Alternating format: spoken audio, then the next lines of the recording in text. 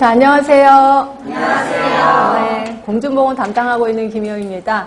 자, 우리 수업 먼저 들어가기 전에 제가 칠판에 좀 뭐든 가득 하나 써놨는데요. 기출문제 한번 분석해봤습니다.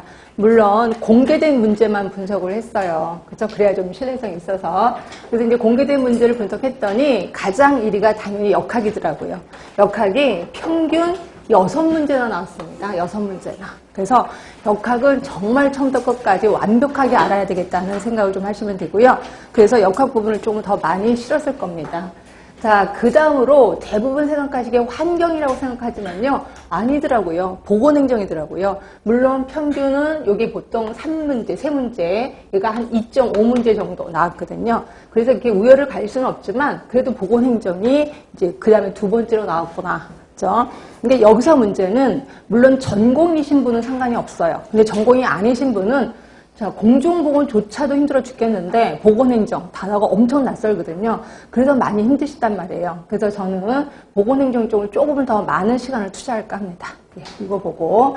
그런데 환경 부분이 예전에 진짜 많이 나왔거든요. 근데 이게 점점 줄어들기 시작하더라고요. 그리고 이번에 시험 보신 분은 아시겠지만 경기도에서는 환경 문제가 한 문제도 안 나왔습니다. 그러니까 점점 줄어들고 있는 거고요.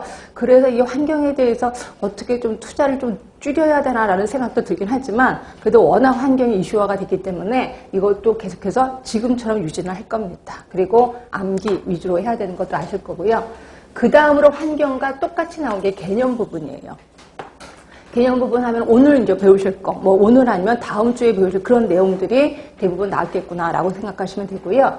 자, 그 다음에 5번째가 이제 산업 쪽. 그래서 여기 이게 이제 2.5문제 정도 평균, 산업이 한 2문제 정도 이렇게 나왔었습니다. 그러니까 산업은 끊임없이 나오는 거고요.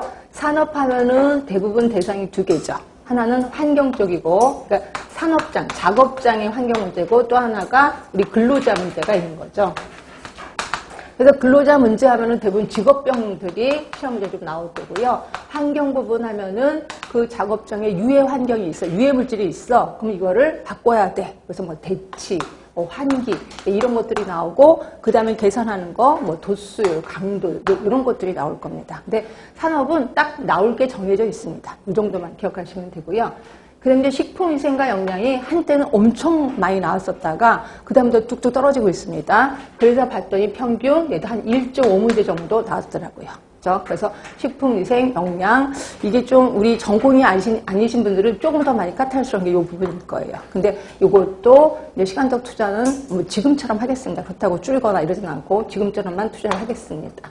그 다음에 이제 나머지 것들이 이런 순서대로 나왔어요. 학교, 모자보건, 인구, 통계, 의복, 기생충. 그래서 그 공개된 문제 중에서는 기생충이 한 2문제 정도, 10개령 중에서 2개 정도 나왔고요. 공개되지 않은 거에는 좀 나오긴 나왔었다라고 하는데, 문제는 기생충이 너무 외울 게 많아서, 이게 나오지 않을 수도 있는데, 이거가 시간적 투자하기가 좀 그렇긴 합니다. 그래도 하여튼 지금처럼 이대로 하겠습니다. 자, 이렇게 해서 기출문제를 분석하고 나서, 제가 이제 여러분들한테 이제 부탁드리고 싶은 것 중에 하나가 연간 학습계획. 꼭 이대로 해야 되나요? 물론 본인 나름대로 뭔가 이제 노하우가 있으면 하시면 되는데 저는 이게 괜찮을 것 같아요. 자, 적어도 3회독은 하라는 거죠. 공중보건 3회독 해야 되는데 그럼 그 회독할 때마다 똑같이 해야 되나? 나름대로 제가 좀 머리를 써봤습니다.